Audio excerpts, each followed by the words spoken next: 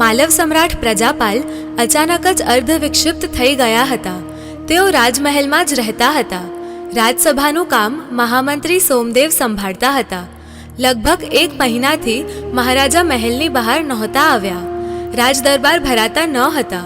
મોટા ભાગે રાતોની રાતો તેઓ નગ્ન અવસ્થામાં ખુલ્લી તલવાર હાથમાં લઈ એકલા એકલા મહેલના ખંડમાં ફર્યા કરતા હતા.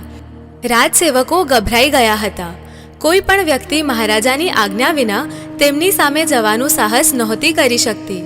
પરંતુ છેવટે રાજ્યના વયોવૃદ્ધ મહામંત્રી વિષ્ણુધરે એમની સામે જઈ અભિવાદન કર્યું. મહારાજાએ ખડગ ઊંચું કરી મોટા સ્વરે કહ્યું, તું ચોર છે, અહીં કેમ આવ્યો? વિષ્ણુધરે પોતાની મંત્રી મુદ્રા મહારાજાના હાથમાં મૂકીને કહ્યું, મહારાજનો જય હો. આપ મહેલના ગુપ્ત મંત્રના ગૃહમાં પધારો. ત્યાં એક મહાતેજસ્વી સંન્યાસી આપને મળવા બેઠા છે.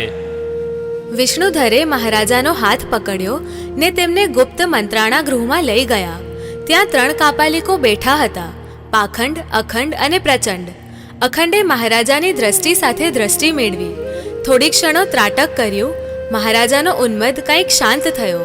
અખંડે વિષ્ણુધરને સંબોધીને કહ્યું, મહામંત્રી, આ એક ક્ષુદ્ર વ્યંતરીનો ઉપદ્રવ છે.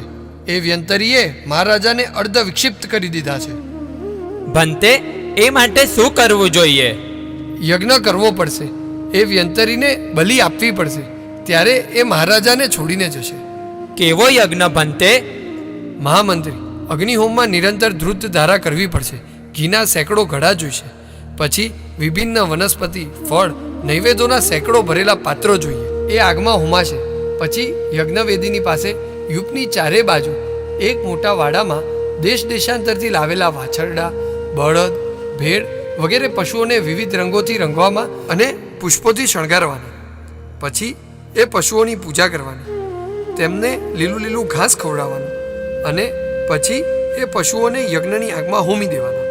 દેવતાઓને, દેવીઓને માંસનો હવીરભાગ અર્પણ કર્યા પછી જે માંસ બચે તેમાં હરણ, વરા આદિ પશુઓનું માંસ મેળવવાનું. કંદ, મૂળ, ફળ, તલ, મધ, ઘી વગેરે મેળવીને ખાંડવરાગ તૈયાર કરવાનો. એ ખાંડવરાગ વેદીપાઠી, બ્રાહ્મણો, તાપસો, કાપાલિકો વારંવાર માંગીને ખાવાના. એક એક દેવતાનું આહ્વાન કરીને વિવિધ પશુઓ, પક્ષીઓ, જલચરો અને વૃષભોની આહુતિ યજ્ઞકુંડમાં આપવાની હોય છે. બ્રાહ્મણો, ક્ષત્રિયો વગેરે યજ્ઞબલિનો પ્રસાદ શ્રદ્ધાપૂર્વક ખાશે. ગૃહસ્થાશ્રમી ક્ષત્રિય બ્રાહ્મણો માટે દૂધ, ખીર, ખીચડી, માંસ, વડા, સૂપ વગેરે ખાનપાન બનશે. સાથે સાથે ગુંજાયેલા માંસ સાથે સોનાના, ચાંદીના અને રત્નોના પાત્રમાં મદ્યપાન થશે. પછી નાચશે કે કૂદશે. યજ્ઞની આ વાત મંત્રાણા ગૃહની બહાર દ્વાર પાસે ઊભેલી રાણી રૂપસુંદરી સાંભળી રહી હતી.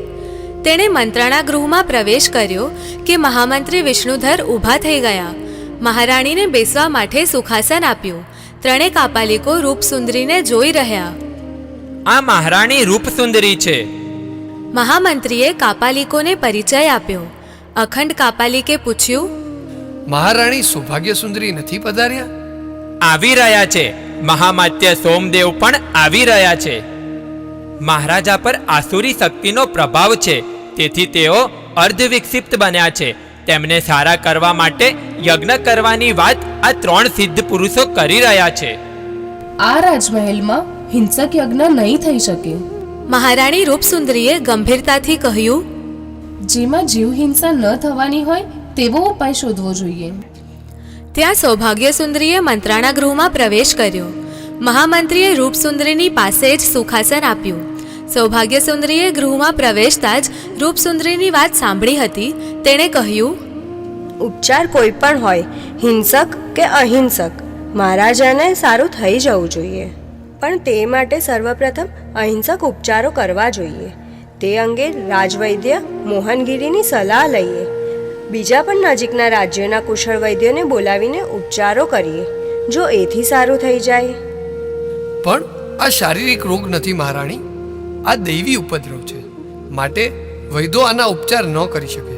તો પછી એવા માંત્રિકોને બોલાવી લાવીએ કે જેઓ મંત્રશક્તિથી દૈવી ઉપદ્રવ દૂર કરી શકે. તેમાં કોઈ જીવની હિંસા ન થાય. પરંતુ મહાદેવી, યજ્ઞો તો સર્વત્ર થાય છે. મગધમાં થાય છે, શ્રાવસ્તીમાં થાય છે, ચંપામાં થાય છે, અંગ દેશમાં થાય છે. ઘણા બધા રાજા મહારાજાઓ મોટા મોટા યજ્ઞ કરે છે. મોટા શ્રેષ્ઠીઓ ને બ્રાહ્મણ પણ કરે છે. ભલે કરતા હોય, પણ તે ક્યારેય ઉપાદેય નથી. જીવ હિંસા પાપ જ છે. ધર્મના નામે જીવ હિંસા કરવી નરી અજ્ઞાનતા છે. પરંતુ બ્રાહ્મણ ગ્રંથોમાં અને તે પછી શ્રોત સૂત્રોમાં યજ્ઞ સંબંધી બલિદાનોની વિસ્તારપૂર્વક વ્યાખ્યા છે. શતપથ અને તૈત્તિરીય બ્રાહ્મણોમાં પણ સોમયાગમાં અજ, ગાય, અશ્વ આદિ પશુઓનો વધ કરી એમના માંસનું યજન કરવાનું વિધાન છે. અરે, બૃહદારણ્ય ઉપનિષદમાં લખ્યું છે કે કોઈ ઈચ્છે કે મારો પુત્ર વિદ્વાન, વિજયી અને બધા વેદોનો જ્ઞાતા થાય તો તેણે બળદના માંસમાં ચોખાનો પુલાવ, ઘી નાખીને ખાવું જોઈએ. અખંડ કાપાલિકે બ્રાહ્મણ ગ્રંથનો હવાલો આપ્યો. મહારાણી સૌભાગ્યસુંદરીનો રથ શૈવ મઠમાં પ્રવેશ્યો. મઠના તાપસ કુમારો અને તાપસ કુમારીઓએ રાણીનું સ્વાગત કર્યું.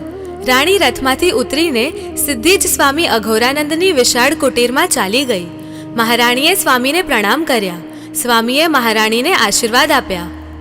ભદ્રે, તારા આગમનનું પ્રયોજન મને જાણવા મળ્યું છે. મહારાજાને દેવી ઉપદ્રવથી અર્ધ વિક્ષિપ્તતા પ્રાપ્ત થઈ છે અને એ માટે રાજમહેલમાં હિંસક યજ્ઞ ન થાય એ વાત પણ મને જચી છે.